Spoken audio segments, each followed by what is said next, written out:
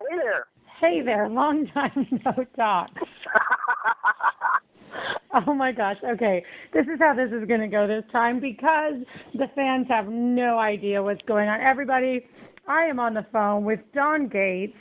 This is our third attempt at an awesome interview, and apparently I just wasn't getting it right, and God felt the need to keep showing me that we needed to talk more. So, third time is the charm, Don. I am so sorry for this. That's okay. My call recording software is working. The operator has got it down. That's funny. That's great. You know, I really thank you so much for taking the time to talk to my sorry butt 3 times now. I can't even tell you. It's just, what an awesome day it's turning out to be, though. I am so glad we get to laugh about this. But you, for the third time now, get to tell me, and not everybody else, you get to tell me for the third time now, and them for the first time, you have a brand new EP. It's called Almost a Cowboy. It was released just a little bit ago, right? It was released on March 11th. Yep. Absolutely. So I want to know about this EP. What it was like recording for you. You have a background in metal, like hardcore metal. So tell us all about that. Yeah, it's I spent about 25 years in a band called Brutality. It was a death metal band, pretty much as extreme as you can get. But you know, for years I came from country music. You know, I grew up around it. I had, there was some family bands that were country, and, for me, it was kind of like going back home, when I went back to country. So it's something I've always wanted to do, and now I'm back there, and I'm loving every second of it. Right. And, I think a lot of people will, relate to that as well, because I know that there's a lot of times in life where, you start out with one genre and then you kind of veer off to another, and you always find your way back to what was in your heart when you were growing up as a kid, right? I mean, for a lot of us, that's how it is. And, that was me as well. I mean, my first love is always going to be Bon Jovi. I'm just going to say it has to happen this time. You're living on a prayer. There you go. Nothing wrong with that. Absolutely, today we are. I know. The people listening to this, they're going to be like, what the heck is going on? If they only knew the trouble that I have had with getting this conversation recorded. Day 2, try 3. Oh, my gosh. Today is actually my daughter's 21st birthday, so I'm going to give her a happy birthday for that.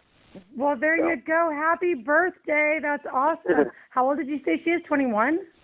21 today, yeah. Wow. Oh, what a milestone. Are you going to take her out to go get her drinks? What are you going to do? No.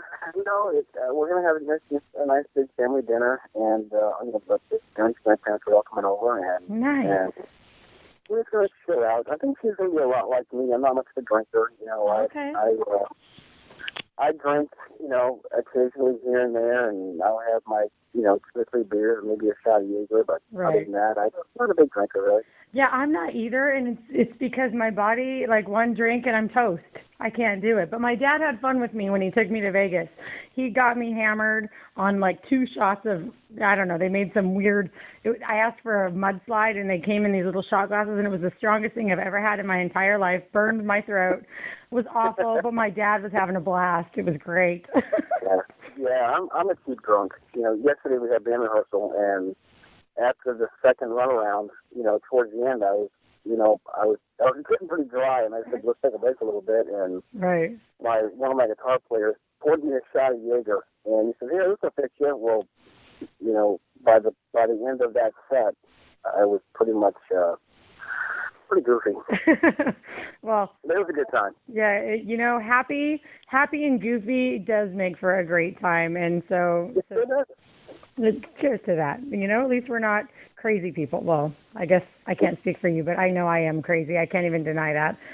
So everybody, y'all just need to embrace it. I am completely crazy, and this is just an interesting morning, and it's just so much fun. But, okay, it really is. I'm, like, so off topic now. It's great. And everybody at home is like, we have no idea what she's talking about or what this is about. Okay, so with your music, you talked about being in the band Brutality. And, I mean, that is definitely, you have an extreme, class of fans there who I mean, it's no joke. And, I've said this to you before, obviously, that metal fans, hardcore metal fans typically want nothing to do with country music. So that transition for you, were you apprehensive about it at all? Were you nervous about it at all? I mean, that's a huge move. Honestly, yeah, I was scared to death. It's one of those things where, I grew up around country, but, when you're young and you're kind of, you're not really being rebellious, you just kind of, when I was younger, I wanted the heaviness of it. I wanted the distorted guitar. And, I played drums also, so if I could beat on things or make a lot of loud noise, I was happy, and then, Brutality, Florida, for years was the death metal capital of the world. Every major death metal band coming out was from Tampa. And, to go from that extreme back in the country, it was scary, because Brutality was pretty successful. And, we had a worldwide audience, and it, I just didn't know how they were going to take it. And a lot of them, when I quit Brutality, they were pretty upset with me and couldn't figure out, this guy going through a midlife crisis, what's he doing? Right. But then they heard it, and they, they were like, wow, we had no idea that you actually, most of them would never give country a chance, and then they heard it, and now I'm actually bringing a lot of hardcore, diehard metal fans over in the country, and it's kind of opening up some doors. So, it's pretty cool. Great. And I think, the difference in the genres of music are obviously huge. You have one extreme to the other. But what's great is for any mood that you're in, you can put on any type of music that matches that mood. So what country music provides is soothing, for a lot of people. You have that. It really is. Yeah, and you have the emotional stories. I mean, that Tim McGraw song, "Don't Take the Girl From Me," when I was growing up, and actually to this day, that is the most emotional song that I can remember hearing. Yeah. It broke my heart. It was tragic, And the thing with country music, you have the ability to be that way. You can be any feeling, any emotion you want to portray in a song.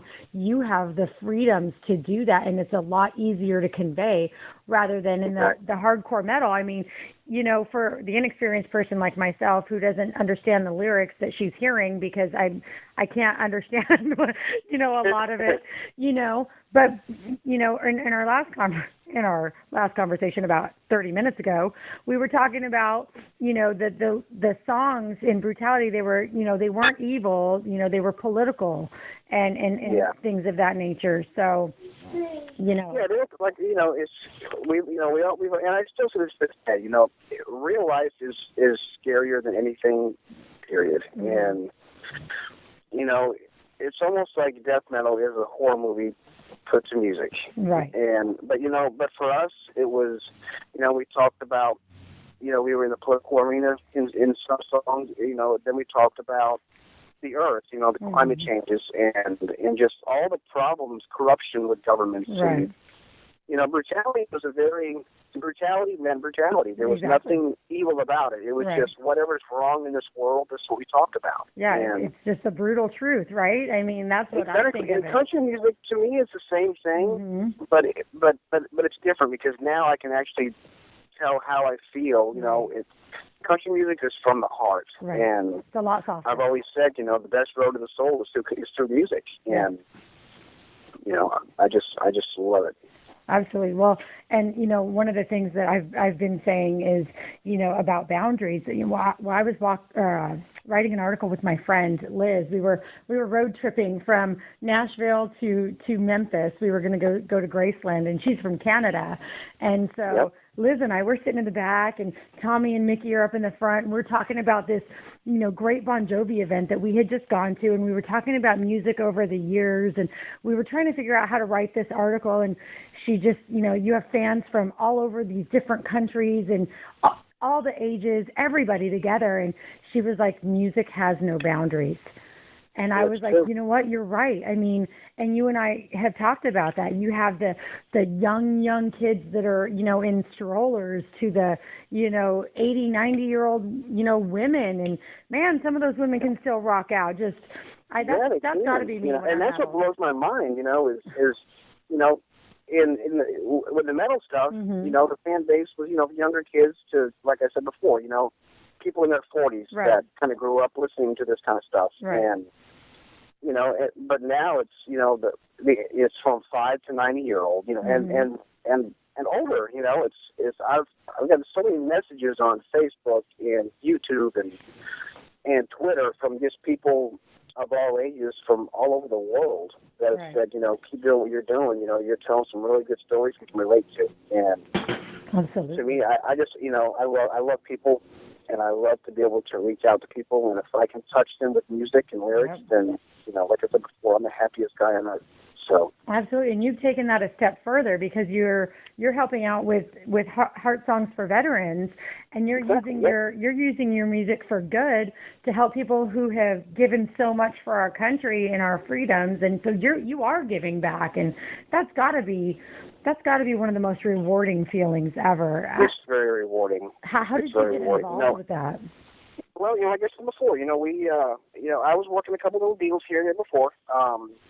But I wasn't getting what I wanted, that I felt this band needed. And I reached out to a friend of mine who has a radio show, and I said, look, this is my dilemma, and he said, give my buddy Joe a call. And I did. She heard my stuff, and, it just kind of started from there. And I had no idea that Heart Songs had a subdivision called Heart Songs for Veterans. And when she started explaining to me how it works, the artists, we'll write a song, donate the song to Heart Songs for Veterans, and all the proceeds from that song go directly to the vets. The artist doesn't see the money, the label doesn't see the money. Right. It goes right to the vets.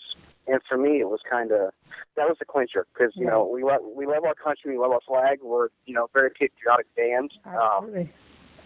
And for me, it was the perfect marriage. They stood for the same things that I stood for, and it's like I said, it couldn't be a better organization, and for us, it's just perfect. Right. Well, I think it's great, and I'm so glad that there are projects like that in this world. Heart Songs for Veterans, and Jill. We've already told you we love Jill. Jill has been an amazing partner to Center Stage magazine, and just everything that Heart Songs for Veterans is phenomenal, and to see artists not even batting an eyelash, just so quickly just giving back is just so meaningful. It's more than just the soldiers and the servicemen that are affected. It's their families, their friends, all of their loved ones who they sacrificed their time with their loved ones so that their loved one can go, fight for us and protect our country. And it speaks volumes as to the character of people who serve and people who, marry those who serve. I mean, that's huge. I can't imagine getting married and then, okay, spouse, see you in a year, hopefully. That's rough. Exactly. And that's the thing, hopefully, because you don't know the outcome. They're sacrificing everything, and they're doing it for us.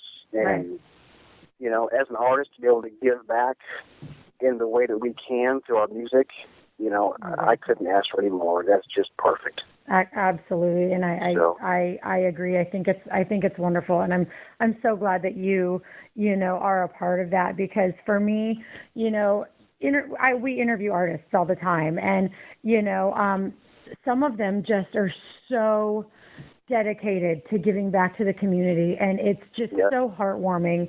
I mean, I love everybody. I love all the people I've interviewed. I love everyone. I just love people in general, but when you hear those touching moments and the things that people are a part of, and I got to say that country artists, almost all of the country artists that I've interviewed, they're involved with giving back to the community in some way. And, whether it's giving, presents to kids on Christmas and helping out families like J.D. Shelburne does, like there's just so many things, that people can be doing with their God-given talents. And you, my friend, are one of those, and I just got to thank you for that. I think that's great. Well, I appreciate that. I'm blessed to be able to do it. It's when I go on and I see the little posts that Jill makes about, certain veterans that they got a new wheelchair or they've got a new lamp or, just the things that they're not able to get through the services that are provided for them already, but the extra things that they need that they can't get that Hard Songs for Veterans can help out with. And for me, when I see those stories, it's kind of like, it really hits. It's like, this is what this is all about. It's absolutely. Country music is very family oriented, and we think of everybody. And for me, that's what's to know that I'm actually bringing people from the metal community over into country is even better because I want that team to grow. Absolutely. And you know what? The thing is there are so many benefits to country music because country music has grown so much. I mean, there are so many versions of country music now, right? I mean, I learned that it's actually a technical term now, the bro country, and I was like, really? That's an actual classification of country music now? But it really has. It's grown so much since the 90s. And, I love 90s country.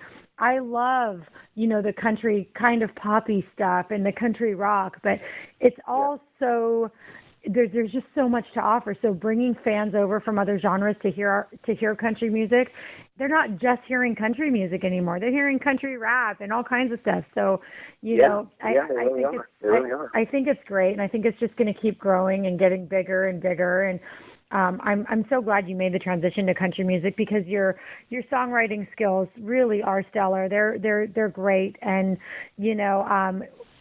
I love your songs. So Almost a Cowboy, I want to hear more about that.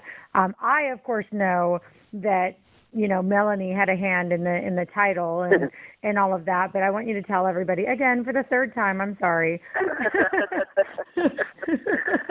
Almost a Cowboy. That was when I left Brutality and I kind of stopped the metal stuff. It upset a lot of people, and it really bothered me. It was like, what did I do?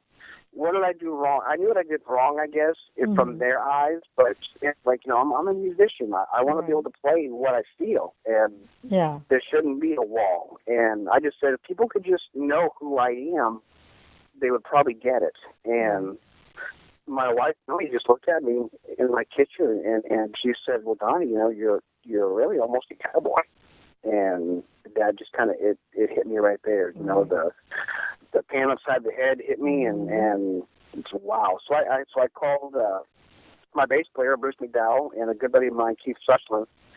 I said, "Look, I have an idea for a song. I want to write I want us to talk to the metal fans and let them know this is who I am, and it's not really a take it or leave it type thing. It's this is who I am. This is who I've always been, and I'm not really looking for acceptance. I just want you to know who I am." And they, it's hard to write a song about yourself, but I'd say these guys nailed it.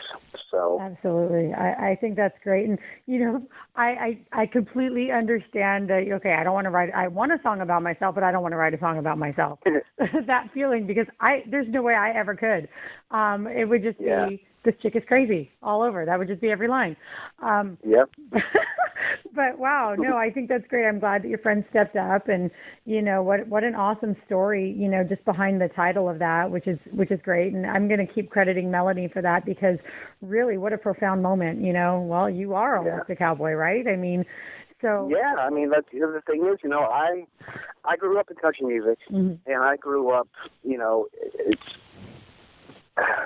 I've been playing country music my whole life. I was writing some of the stuff on this EP. I actually wrote before I even wrote or co-wrote the very first Brutality album.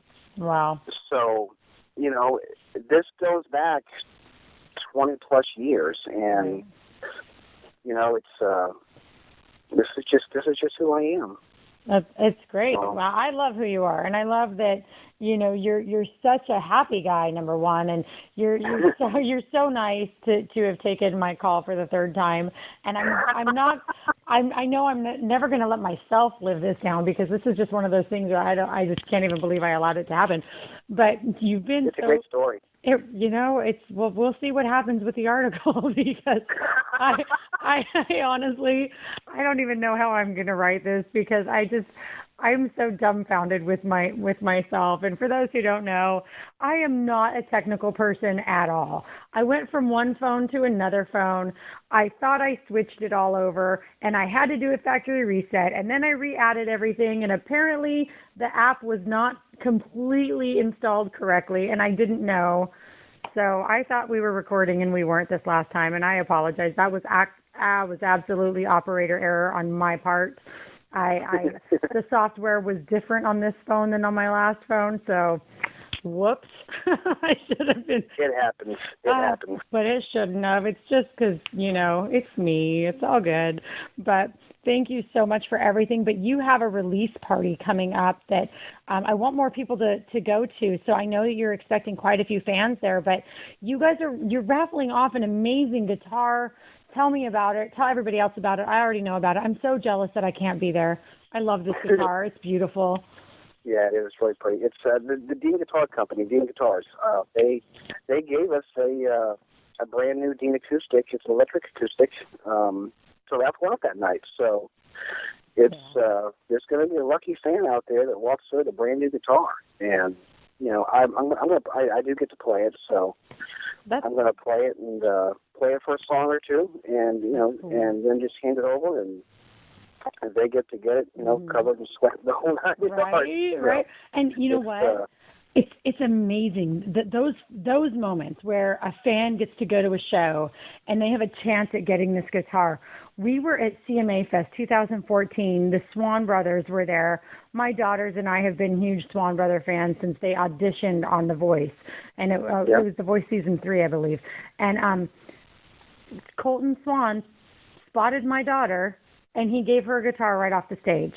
So those moments are memorable, and they are meaningful, and the people who get them never forget. They have a story every time they walk in their room and they see that guitar wherever it is. Oh, exactly. They share it, and they relive those moments over and over. And on bad days, my daughter, she relives those moments. She recalls them with her teachers and her friends, and it's something that's so positive that you guys can do. And I got to thank you for that too, because it really does make a difference. And whoever wins that guitar, you never know if they'd been having a really good day or a bad day, right?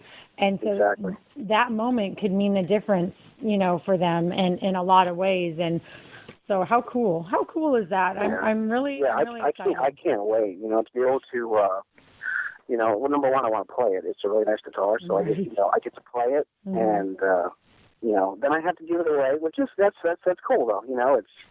It's there's going to be a really happy fan that night. Absolutely. And so that again is at the Brass Mug. The Brass Mug, yeah. Okay, and that's, you told me before, that's pretty much the first club you ever played in with your metal music. Yeah, so. back in the days, there was probably three.